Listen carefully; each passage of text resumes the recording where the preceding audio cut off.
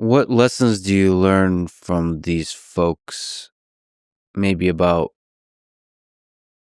why so few resisted Hitler from within Germany? I mean, it was extremely dangerous. Is purely the danger? Is it also people believed it's hard to take yourself, like, be an independent thinker and take yourself outside the propaganda? Because they're also swimming in propaganda. I mean, the chances of succeeding are quite small because the system was extremely strong. And if you'd made a joke about Hitler and the wrong person heard it, like in a restaurant, and would rat on you, you would land in a concentration camp. So people were very, very careful. Also at parties with like Haro and Libertas, and she was singing and they were drinking and dancing, and then suddenly the political discussion started. That's, you have to have guts to then actually not leave the party, but to stay, because they were risking their lives basically. As soon as they would be found out, they would be dead. And people don't want to die when they're like in their mid-20s. They were pretty young. And also Libertas, she would often say, like, we can't win, it's why are we risking our lives for what, So one time they did a Klebezettel-Aktion. Klebezettel are like, they produced, because one guy had access to a printing press, and they produced small papers that had glue on one side, and the paper said, what the Nazis did, they set up a huge exhibition hall, which was called the Soviet Paradise. And this exhibition hall was in the center of Berlin. I'd never heard about this before. I found this when I researched the Bohemians.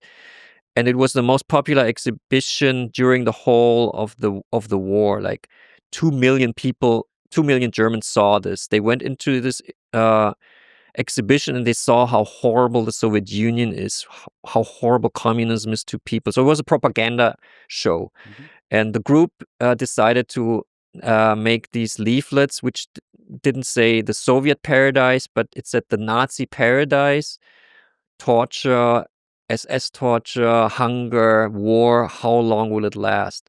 And they glued over 1,000 of these stickers everywhere in Berlin in May 1942 at night. And they organized it in a way that they always a man and a woman would go out, and they had like the stickers with them, and then they would pretend to kiss and would like lean on a wall, and then while they were kissing, one would like put the sticker on, then they would move on in the dark.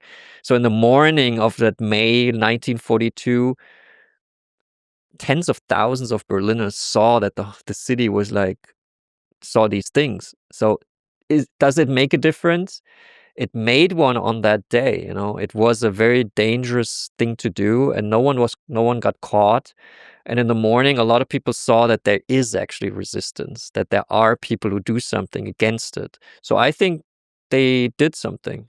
Yeah, I was reading about protests in recent human history, and then many of them don't have an effect until they do.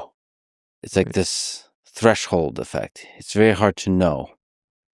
It's very hard to know because it's a match that lights a fire, and sometimes it's a spark that takes a little bit of time to propagate through the whispers. What happens is the people whispering. It's the whisper network of people talking, and sometimes it just takes that one sticker to begin the whispers, and then a few months later, the regime is overthrown.